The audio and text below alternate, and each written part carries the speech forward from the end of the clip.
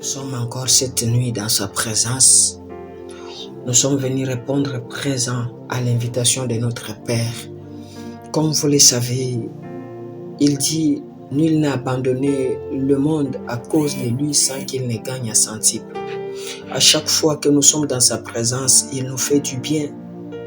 Et nous, en retour aussi, nous devons reconnaître ses bienfaits. David dit dans Psaume 103, « Mon âme bénit l'Éternel, que tout ce qui est à moi bénisse son saint nom. » Mon âme bénit l'Éternel, dit David, et n'oublie aucun de ses bienfaits.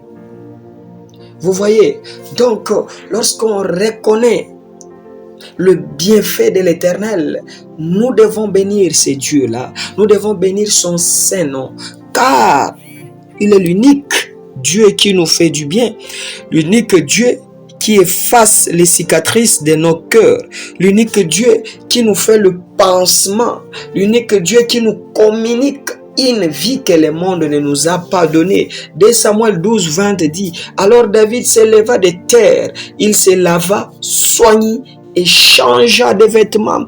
Puis il alla dans la maison de l'Éternel et se prosterna. De retour chez lui, il demande qu'on lui servit à manger et il mangea. » Vous savez, à chaque fois que nous nous présentons devant l'Éternel, à chaque fois que nous nous approchons devant son saint trône, devant son saint nom, au devant de lui, à chaque fois que nous nous approchons, nous ne rentrons pas comme nous sommes venus. Nous ne sortons pas de sa maison telle que nous sommes venus. Tous nos problèmes sont restés chez lui.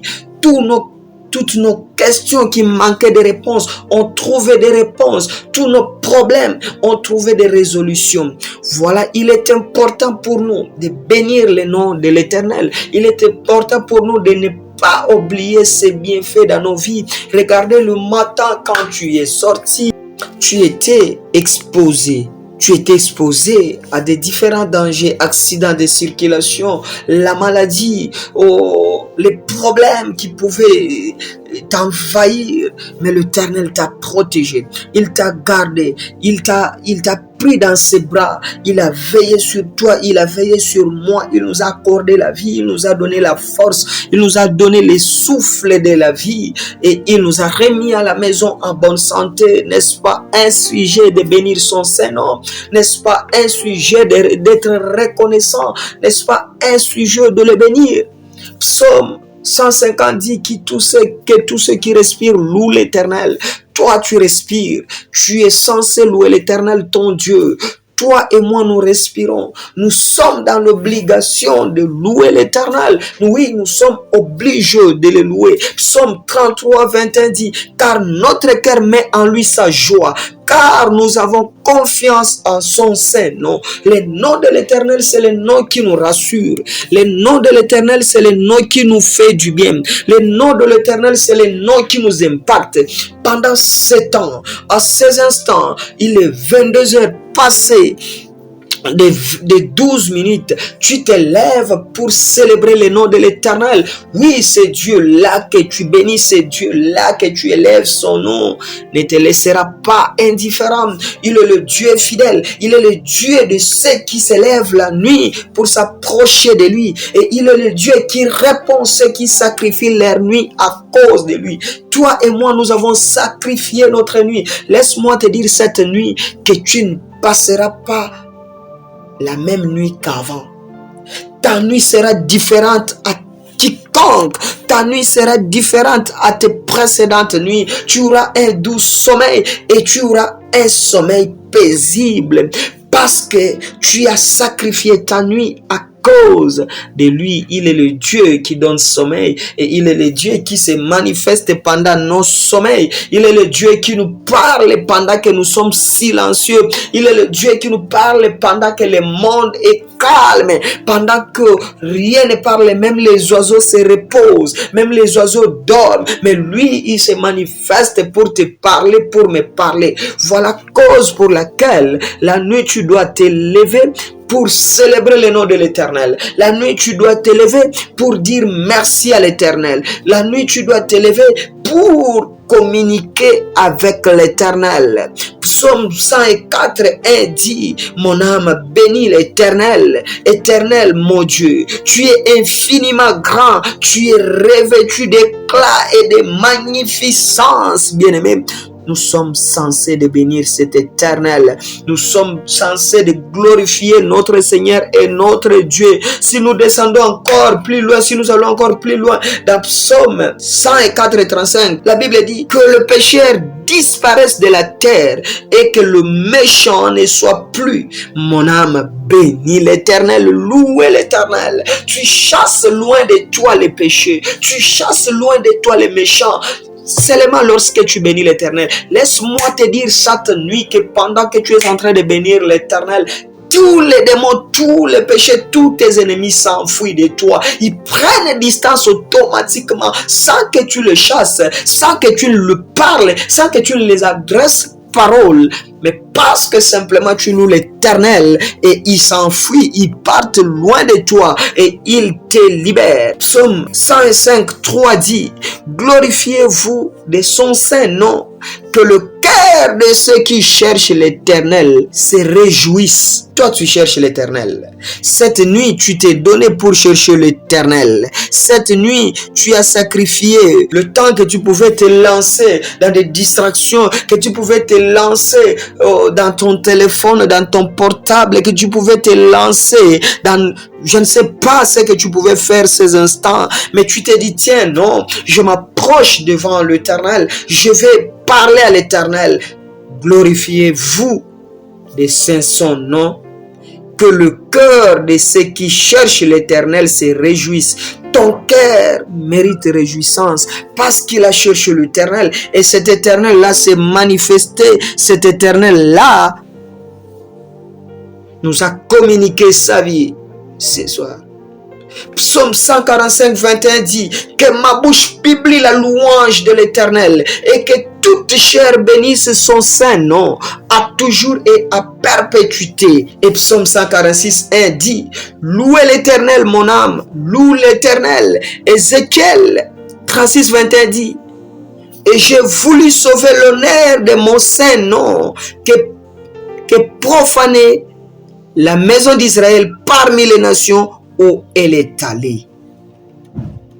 Ézéchiel 39, 7 dit, je ferai connaître mon saint nom au milieu de mon peuple d'Israël et je ne laisserai plus profaner mon saint nom et les nations sauront que je suis l'Éternel.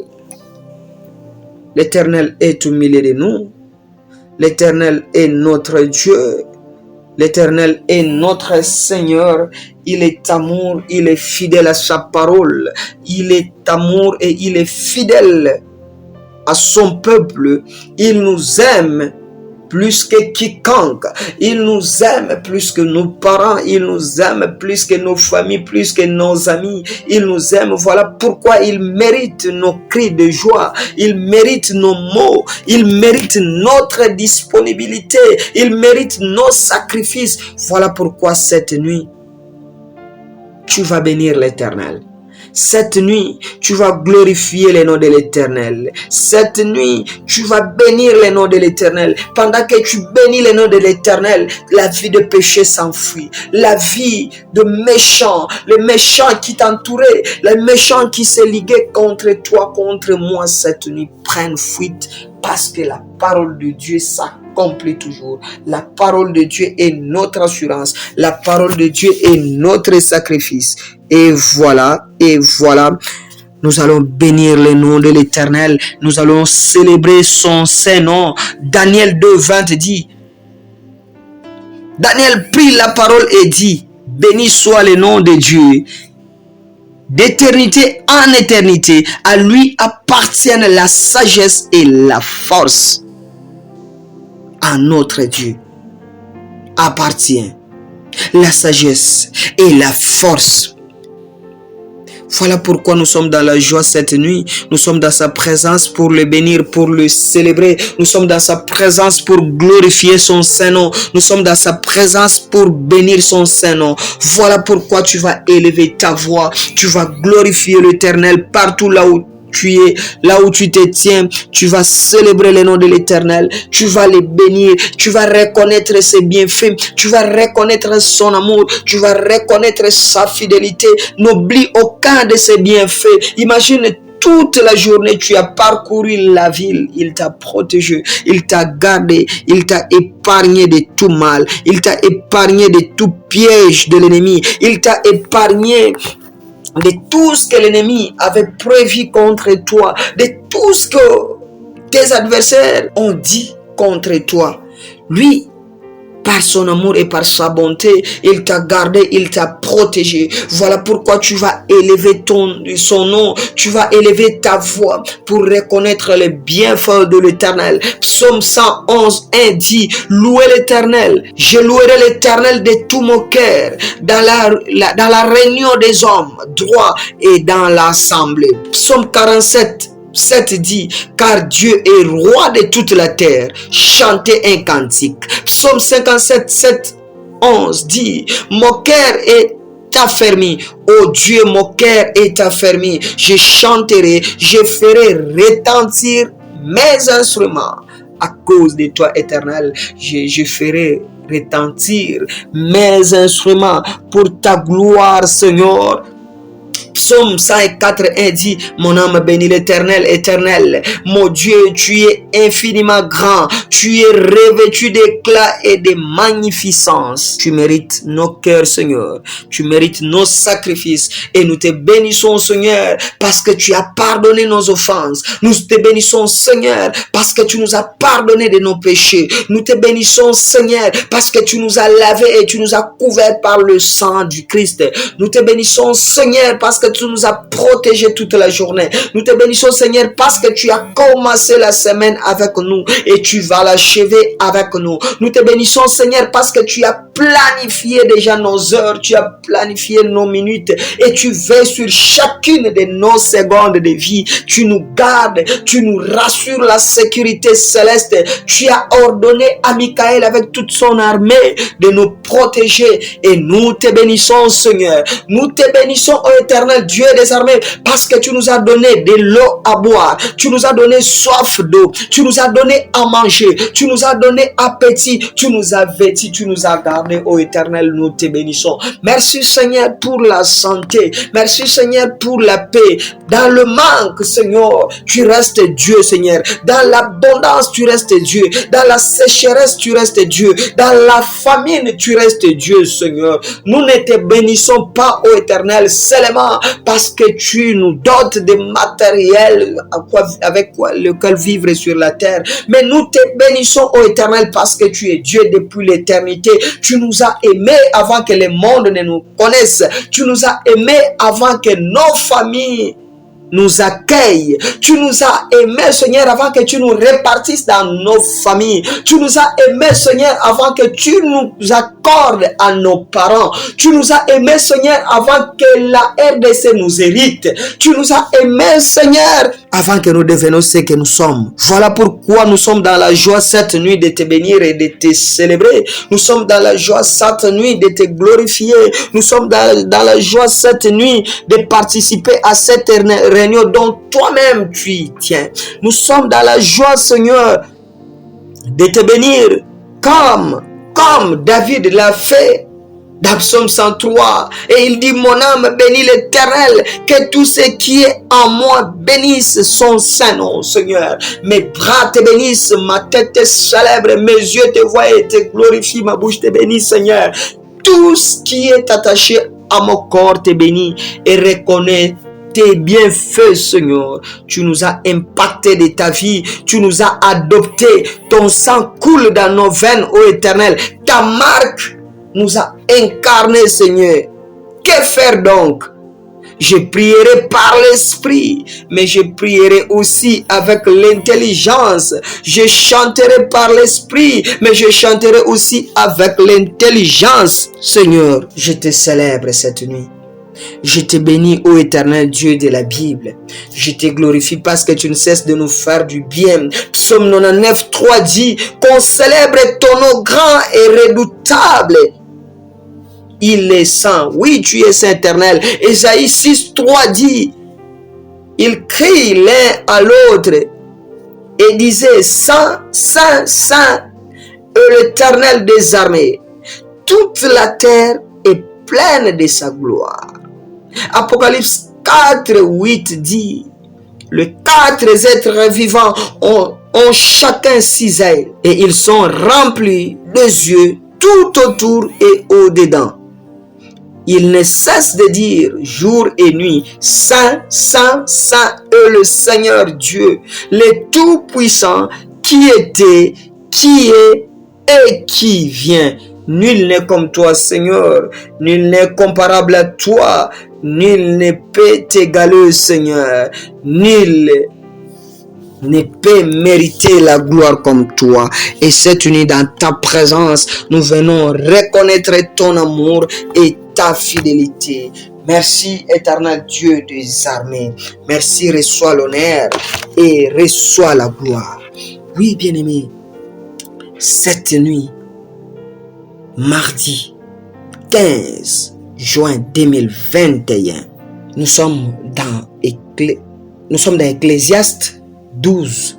La Bible dit: jeune homme, réjouis-toi dans ta jeunesse, livre ton cœur à la joie pendant les jours de ta jeunesse, marche dans le voie de ton cœur et selon le regard de tes yeux, mais sache que pour tout cela, Dieu t'appellera en jugement. Bannis de ton cœur le chagrin et éloigne le mal de ton corps, car la jeunesse et l'aurore sont vanité. Mais souviens-toi de ton Créateur pendant les jours de ta jeunesse, avant que le jour mauvais arrive et que les années s'approchent, où tu diras: je n'y prends point de plaisir, avant que s'obscurcissent les soleils et la lune et les étoiles, et que le nuage revienne après la pluie, temps où les gardiens de la maison tremblent, où les hommes forts se courbent, où celles qui moulent s'arrêtent parce qu'elles sont diminuées, où ceux qui regardent par le fenêtre sont obscurcis, où les deux battants de la porte se ferment sur la rue quand s'abaisse le bruit de la meule, où l'on se lève au chant de l'oiseau,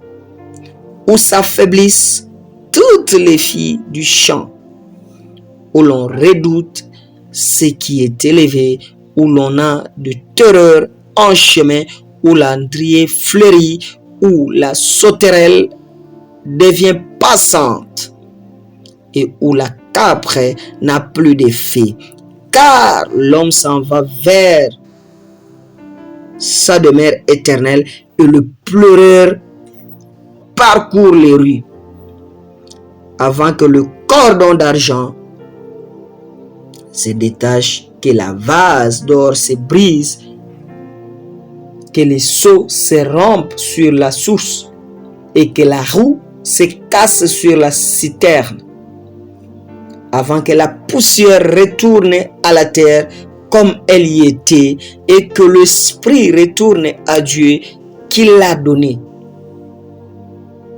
Vanité de vanité, dit l'Ecclésiaste, tout est vanité. Oui, bien-aimé, cette portion doit te révolter. Cette portion doit te faire revenir en raison. Tu dois désormais voir les choses autrement. Tu ne dois plus apprécier les choses de la même manière. La Bible dit: jeune homme, réjouis-toi dans ta jeunesse, livre ton cœur à la joie pendant les jours de ta jeunesse, marche dans le voie de ton cœur et selon le regard de tes yeux. Mais sache que c'est là où ça a attiré mon attention. Mais sache-le que pour tout cela, Dieu t'appellera en jugement. Dans tout ce que nous faisons, oui, il y a un procès. Il y a un procès qui nous attend. Il y a un jugement qui est inévitable. Il y a un jugement que personne ne peut y échapper. Réjouis-toi de tes jours, de ta jeunesse. Fais tout ce que ton cœur te demande de faire. Touche tout ce que tes yeux te montrent. Mais n'oublie pas que Dieu t'appellera en jugement. Aujourd'hui, nous prenons plaisir de vivre comme l'homme blanc, de copier tout ce que l'homme blanc est en train de faire, de copier tout ce que la jeunesse européenne, asiatique, américaine, la jeunesse d'ailleurs est en train de faire. Nous voulons être comme eux. Nous voulons agir comme eux. Mais curieusement, nous oublions que nous n'avons pas la même capacité. Nous n'avons pas le même standing. Nous n'avons pas le même rang social. Et même si c'était le cas, l'Éternel te rappelle ici qu'après ta jouissance selon laquelle ta jeunesse t'envoie, ta jeunesse t'appelle à vivre, l'Éternel, ton Dieu, t'appellera en jugement. Il y a un jugement qui t'attend. Chacun doit répondre à ses actes. Chacun doit donner des réponses à sa vie, à sa conduite ici sur terre. Cette portion nous concerne, nous jeunes. Cette portion est pour nous. Regarde comment tu marches.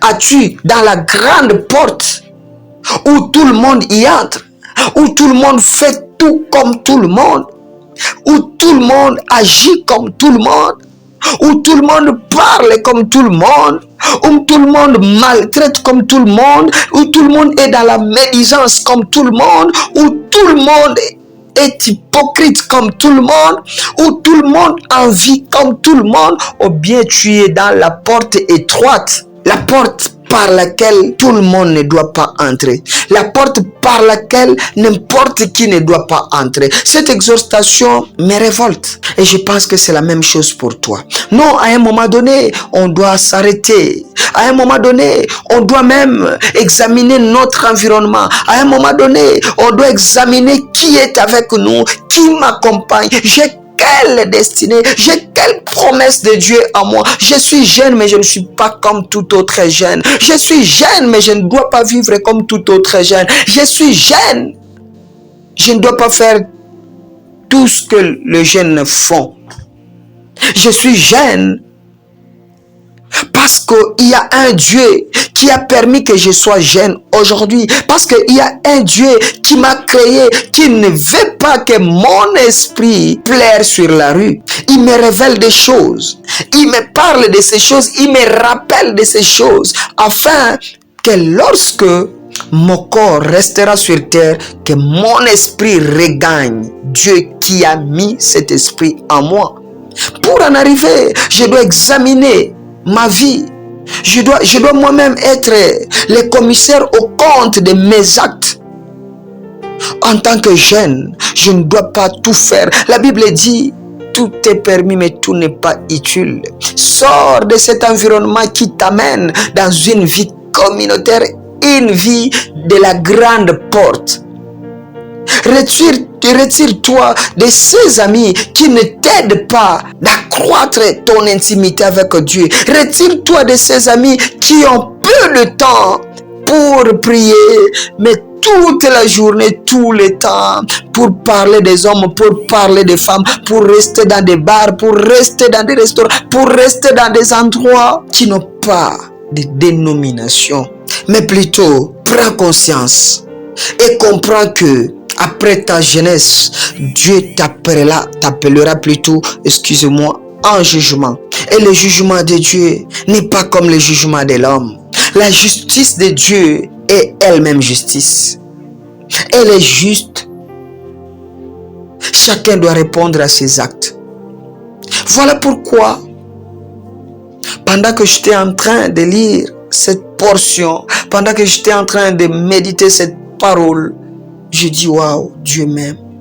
Je suis encore jeune. Il me révèle ces choses et il me vient en rappel. Il me vient en rappel. Il ne veut pas que je tombe.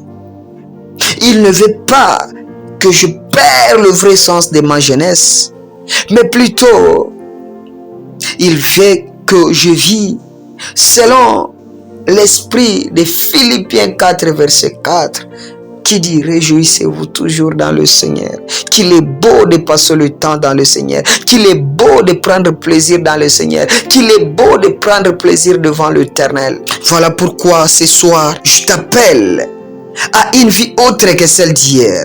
Je t'appelle à revenir à la conscience pure, à revenir à une sélection de ton entourage, de ton environnement. Je te rappelle de ne pas suivre tout ce que ton cœur te propose, de ne pas obtenir, de ne pas toucher tout ce que tes yeux voient, mais plutôt tu dois faire plus confiance à ce que ton esprit te dicte. Il faut être l'ami de la parole de Dieu.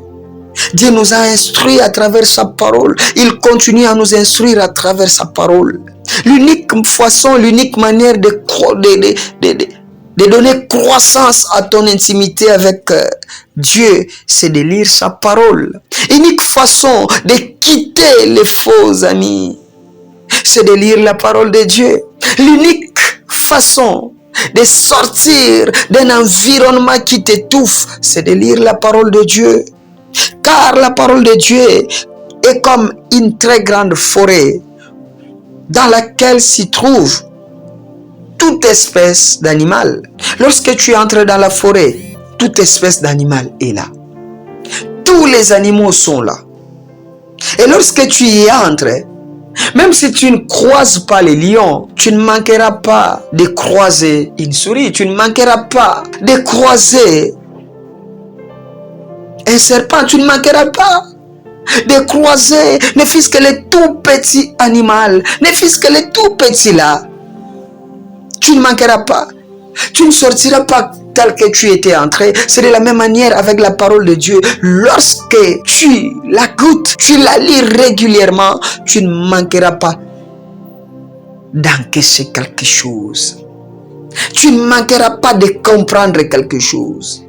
Tu ne manqueras pas de retenir quelque chose. Voilà pourquoi nous devons faire de la parole de Dieu notre eau vive, notre eau de vie, notre eau potable. On doit les boire, on doit les consommer chaque minute, chaque temps. Et c'est comme ça que nous allons développer notre intimité avec Dieu. C'est à force de l'approcher, à force de l'écouter, à force de lui parler, qu'il va se manifester à nous, qu'il va se manifester à toi. Jeune, n'oublie pas qu'après ta jeunesse, l'Éternel t'appellera en jugement. Jeune, n'oublie pas qu'avec tout temps que tu vas passer avec tes amis, l'Éternel t'appellera en jugement. Jeune, n'oublie pas, avec toute forme de tapage, l'Éternel t'appellera plutôt en jugement. Jeune, n'oublie pas qu'après avoir parcouru toutes les belles femmes, tous les beaux hommes, de bel homme, l'Éternel t'appellera en jugement. Jeune, n'oublie pas, après avoir dépensé abusivement l'argent, l'Éternel t'appellera en jugement. Voilà pourquoi ce soir, j'aimerais que tu pries, afin que Dieu t'ouvre les yeux, Dieu t'aide à conduire ta jeunesse de manière différente. Que l'Éternel t'aide à vivre ta jeunesse de manière différente, à agir de manière différente. La Bible dit, ne vous conformez pas à la génération présente. Voilà, je viens t'encourager cette nuit d'avoir une attitude différente, un comportement nouveau, un départ nouveau, un avancement nouveau ne reste plus les mêmes. Et si tu vas prier cette nuit, tu vas prier de cette manière, que tes yeux s'ouvrent, que tu vois les choses autrement. Pendant que tu pries, l'Éternel agit en toi et il se manifeste parce que son esprit est là. Son esprit nous a donné cette parole pour nous aider à sortir, à faire les choses autrement, à vivre autrement. Nous allons prier au nom de Dieu.